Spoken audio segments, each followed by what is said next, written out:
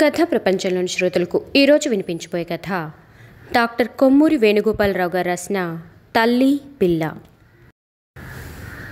పిల్లను 6 నెలలు దాటిన పసిదాన్ని చివరిసారిగా మనసారా ముద్దు పెట్టుకుంది తల్లి. గుండె కద్దుకొని ఏడ్చింది, మనసులో దీవించుకుంది.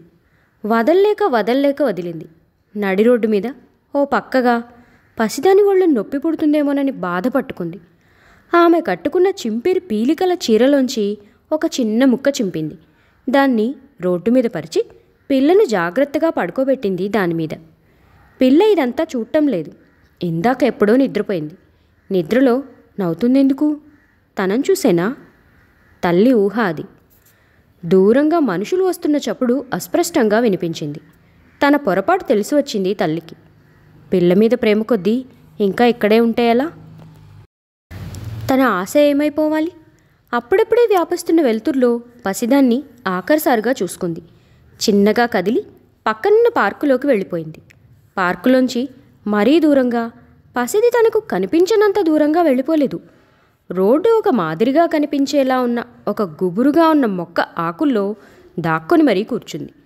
పిల్ల కనిపిస్తూనే ఉంది. ఆకుల సందుల్లోంచి, ప్రహరీ గోడ చువ్వల్లోంచి అస్పష్టంగా. ఏడ్చింది ఇంకా. తన కూతురు, తన పిల్ల, తనకి మొదటగా పుట్టిన బంగారు తల్లి. ఎలా దాన్ని వదిలేయడం? తనకు చేతులెలా వచ్చాయి? తన హృదయం పాషాణం, తన చేతులు ఇనపవి. అందుకే ఏడ్చింది, ఏమి చేతకాక. ఏడుస్తూనే ఉంది. తను పిల్లని చేజేతులారా వదిలేయాల్సి వచ్చినందుకు ఏడుస్తోంది. కానీ చేసేదేముంది? లేకపోతే తన దగ్గర పెట్టుకొని ఎలా కష్టపెడుతుంది? తను అనుభవించే బాధలు ఆ పసిదానికి కూడా ఎలా పంచుతుంది? అది తన కూతురు, తన బంగారు తల్లి. దాని రంగు బంగారు వన్నె, మొహంలో రాజకళ. తనలాంటి అసమర్థురాలు, అప్రాచ్యురాలు, అర్భకురాలు దాన్ని ఎలా పెంచుతుంది? పెంచగలిగిన సామర్థ్యం తనకేది? అసలు గొప్పింట్లో పుట్టవలసిన పిల్ల అది. రాజభోగాలు అనుభవించవలసిన పిల్ల అది. కర్మకాలి తన కడుపును పుట్టింది. దాని తప్ప అది పుట్టటం? తన తప్ప? అంతకన్నా కాదు. అయితే చూస్తూ చూస్తూ దాన్ని ఎలా బాధల పాలు చేయడం? అందుకే అతను, తన మొగుడు ఏం చెప్పాడు? ఇప్పుడు లేడు, చచ్చిపోయాడు. తిండి లేకే చచ్చిపోయాడు. చచ్చిపోతూ తనని కావలించుకున్నాడు. ఏడ్చాడు. ఒసే, నేను పోతున్నానే, పసిదాని భారమంతా నీదే. దాన్ని మనలాగా కష్టాలు పడనీయకు. ఏ జన్మలోనో మనం చేసుకున్న పుణ్యం వల్ల మనకది పుట్టింది. మనకి దేవత. దాన్ని ఏం చేస్తావో ఏమో, నీ శక్తి, నీ ఇష్టం. పోతున్నా అంటూ పోయాడు. దానికప్పుడు 4 నెలలు. అతను పోయి 2 నెలలైంది. తనకి ఈ పెద్ద భారం అంటగట్టిపోయాడు. తను గొప్పగా అంత ఇదిగా ఎలా పెంచుతుంది? అదేమైనా ఆలోచించాడా? పోయేవాళ్ళకి మతులుండవు. తమకు చేతకానివన్నీ ఇంకొకరి మీద రుద్దిపోరిపోతారు. ఈ 2 నెలలు దాన్ని ఎలా పెంచింది? రాజభోగాలు అనుభవింపజేయడం ఎవరితరం? అతను బతికి ఉన్నన్నాళ్ళు చేసిన పనేమిటి? అడుక్కున్నాడు. తను అదే. అయితే తన కోరిక ఎలా తీరడం? ఆలోచించింది. తన ప్రేమను చంపేసుకుంటే? ఎవడో డబ్బు గలవాడికి దాన్ని అర్పించేస్తే? తను కుళ్ళని, చావని, అది మాత్రం సుఖపడుతుంది. తనకదే చాలు. కానీ డబ్బు గలవాడికి దాన్ని ఎలాగ ఇవ్వడం? తన స్థితి చూసి ఎవడు పుచ్చుకుంటాడు? ఒక్కటే ఉపాయం. అదే ఇప్పుడు చేసింది. డబ్బు ఉండి పిల్లలు లేని వాళ్ళు ఎందరు లేరు? వాళ్ళెవరైనా చూస్తారు, తీసుకుపోతారు. దైవ ప్రసాదమని మురిసిపోతారు, పెంచుకుంటారు. అదే 10,000. కన్నీళ్లు తుడుచుకుంది. 2-3 మనుషులు అప్పుడే అటు నుంచి పోయారు. అయితే రోడ్డు పక్కగా ఉన్న పిల్లను వాళ్ళు చూడలేదు. ఇంకా ఆత్రంగా రోడ్డు కేసు చూడసాగింది. దూరంగా ఎవరో వస్తున్న చప్పుడు. హృదయం జల్లుమంది. మొన్న అది, ఆ హృదయం లేని రాకాసి ఏం చేసింది? తనకి కొడుకు పుట్టగానే చేతులు వెనక్కి విరిచేసింది. కాళ్ళు బాగా సాగదీసేసింది. చూస్తుంటే తనకే కళ్ళు తిరిగాయి. తన భయం చూసి నవ్విందది. పైగా లేకపోతే ఎలా గడవడం అనేసింది. దానికి 2 కూతుళ్ళు, 2 కొడుకులు. పెద్ద కూతురు తప్ప మిగిలిన అంతా అంతే. పెద్దది. అన్నీ సరిగ్గా ఉండి ఏం లాభం? శీలం, చిచి. తన కూతురు రాణి అటువంటివి ఏమీ చూడకూడదు, వినకూడదు. దానికి ఇదంతా ఎందుకు పడుతుంది? ఏ శ్రీమంతుల ఇంట్లోనో వెండి కంచంలో అన్నం తింటూ హాయిగా. ఒక్కసారిగా ఆలోచనలను తెంచివేసుకుంది. ఒక మనిషి పసిదాని దగ్గర నిలబడి ఉన్నాడు. దాని వంక తీక్షణంగా చూస్తున్నాడు. ఆ మనిషి వంక పరకాయించి చూసింది. తనకన్నా ఎక్కువే, కానీ ఊహించుకున్న వారిలో ఎన్నో వంతు. వీళ్ళ సంగతి తనకు తెలుసు. తమకన్నా కష్టాలు. పొద్దున్నే ఇంట్లోంచి బయలుదేరి ఎక్కడో కూర్చొని ఏమిటేమిటో రాస్తాడు. తమకెవ్వరూ అధికారులు లేరు. వాళ్ళు అనుకుంటారట, తప్పు వస్తే చివాట్లు పెడతారట. బతికుండగా నాన్న చెప్పేవాడు, వాళ్ళ బతుకులు తమకన్నా కనా కష్టాలట. ఈ మనిషి అటువంటి రకం. ఎందుకట్లా చూస్తారు పిచ్చి తల్లి వంక? తన దారి తాను పోకూడదు. కొంపదీసి దాన్ని తీసుకోడు కదా. ఏమిటది? ఎందుకట్లా ముందుకు వంగుతున్నాడు? చేతులు చాపుతాడే. తీసుకుంటే ఎలాగా? వేగంగా కొట్టుకున్న గుండెతో, అదురుతున్న కళ్ళతో ఆరాటంగా చూసింది. కానీ ఆ మనిషి పిల్లని తీసుకోలేదు. ఒక్క క్షణం తటపటాయించి ఆగిపోయి వెనక్కి తిరిగి వెళ్ళిపోయాడు. అమ్మయ్యా అనుకుంది. రోడ్డు మీద రద్దీ ఇంకా సరిగా ప్రారంభం కాలేదు. అప్పుడప్పుడు ఒకళ్ళిద్దరు వచ్చిపోతున్నారు. 10 నిమిషాల వరకు పసిదాని వంక ఎవ్వరూ చూడలేదు. ఆరాటం హెచ్చిపోయింది తల్లికి. అదుగో అనుకుంది చటుక్కున. ఒక ఆయన లంబోదర విగ్రహం వస్తున్నాడు. పిల్లవంకే చూశాడు. బాగా దగ్గరికి వచ్చి మొహంలో మొహం పెట్టి మరీ చూశాడు. సిల్కు పంచ, చేతికి వాచి, మెడలో గొలుసు, ఆయన గొప్పతనానికి మచ్చుతునుకలు. పార్కులోంచి తదేకంగా చూస్తున్న తల్లి ఇవన్నీ పసిగట్టింది. ఆయన ఎంత డబ్బున్నవాడో. ఒక పెద్ద మేడ నిండా షోకులు, షికార్లకి కార్లు. ఆహా, పసిదే ఆయన చేతుల్లో పడితే ఓహో భలే. చూసింది. ఏమిటి తీసుకుంటున్నాడా? ఆయనకు పిల్లలు లేకుండా ఉండకూడదు. ఏమిటది? అమాంతంగా దాన్ని ఎత్తుకున్నాడు. ఆ పాలబుగ్గల మీద బొర్రమిసాలు తగిలేటట్టుగా ముద్దు పెట్టుకున్నాడు. పిచ్చి తల్లికి గుచ్చుకోదు. కానీ నిజంగా ఆయన తీసుకువెళ్తే భగవాన్ నీకు 1000 దన్నాళ్ళు. అలా ఆయన ఎత్తుకుని పిల్లని హృదయానికి హత్తుకుని 4 అడుగులు వేశాడు. తల్లి ఆనందంతో కళ్ళు మూసుకొని దీవించింది. నువ్వు రాజభోగాలు అనుభవించు తల్లి. వెండి కంచంలో బువ్వ తిను, గొప్పవాళ్ల బట్టలు కట్టుకో. ఇంకా కళ్ళు తెరిచింది. అదేమిటి ఆయన అలా ఆగిపోయాడు? ఒకసారి నలువైపులా చూశాడు. ఇంకోసారి పిల్లదాన్ని ముద్దు పెట్టుకున్నాడు. 5 నిమిషాలు తటస్థంగా నిలబడిపోయాడు. ఏం చెయ్యాలి? తీసుకునేదా వద్దా అనేది ఆయన కళ్ళలో స్పష్టంగా తెలుస్తోంది. రెపరెపలాడుతున్న కళ్ళలో భయంగా, ఆత్రంగా చూసింది తల్లి. దింపివేస్తున్నాడు. ఏమనుకుంటున్నాడు? తనకెలా తెలుస్తుంది? ఎలా తెలుస్తుంది? ఏడ్చింది లోపల. ఆయన వెళ్ళిపోతున్నాడు.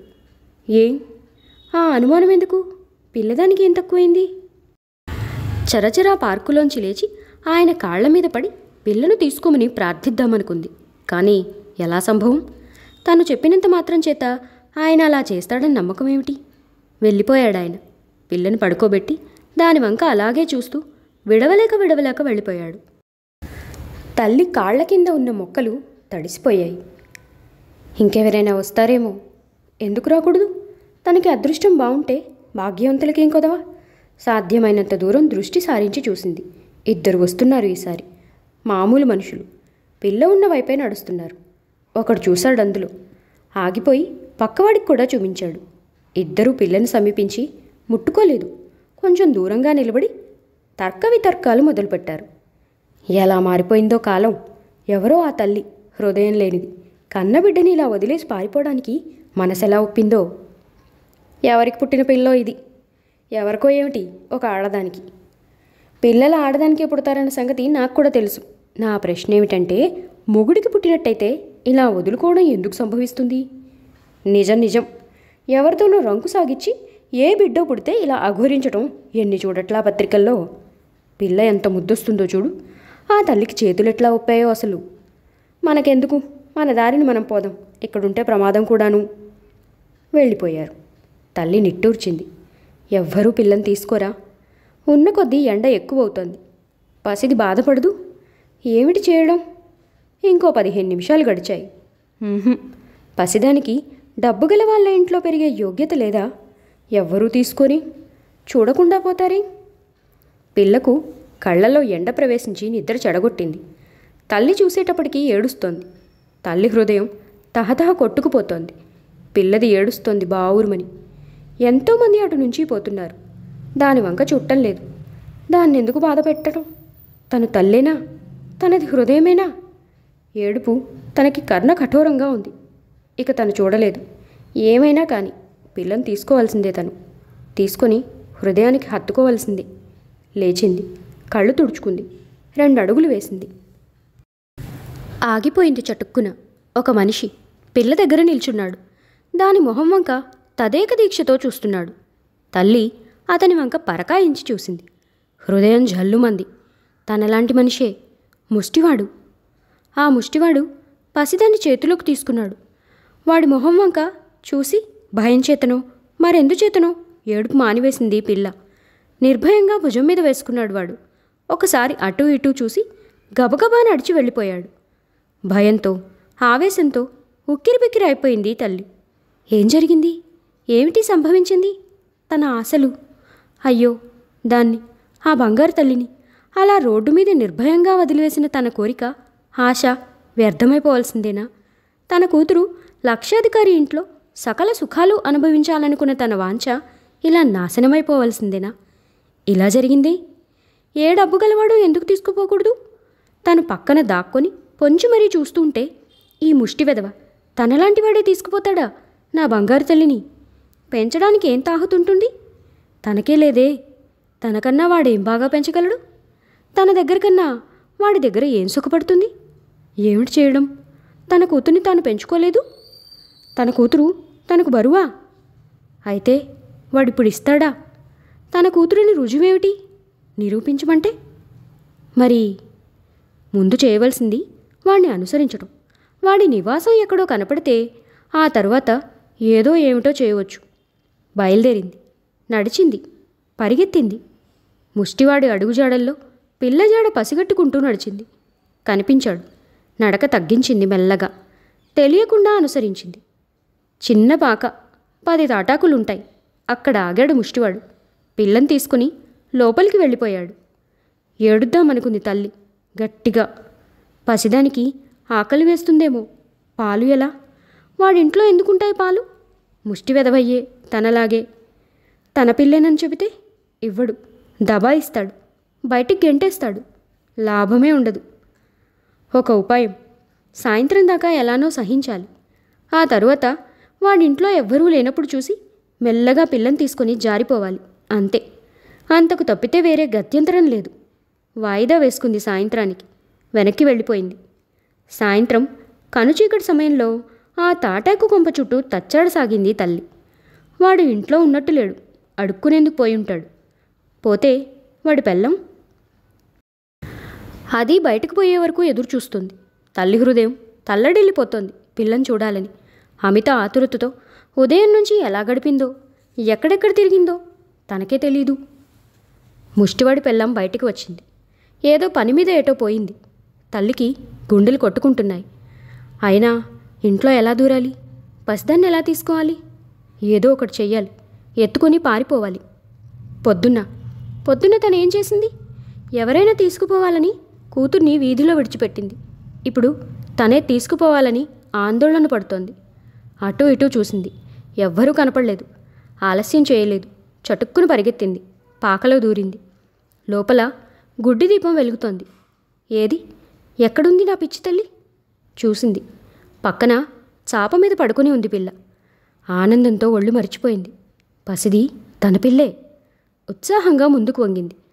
తన పిల్లను, బంగారు తల్లిని, భోగవాగ్యాలతో తులతూగడానికి ఉద్దేశించబడిన తన కన్న కూతుర్ని, అదృష్టం లేక ముష్టివాడి ముష్టింట్లో చిక్కుకుపోయిన పసిదాన్ని తన చేతుల్లోకి తీసుకోవడానికి.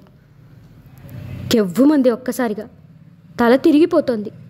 గుడ్డిదీపపు వెలుతుర్లో పిల్ల అస్పష్టంగా కనపడుతోంది. కళ్ళు. ఏవి కళ్ళు? కళ్ళు ఏమైపోయాయి? తన పసిది గుడ్డిదా? కాళ్ళు అదేమిటి అలా వంకర తిరిగిపోయి? కుంటిది కూడానా? కథా ప్రపంచంలోని శ్రోతలు కొమ్మూరి వేణుగోపాలరావు గారు రాసిన తల్లి పిల్ల కథ విన్నారు. మరొక మంచి కథతో మళ్ళీ కలుద్దాం.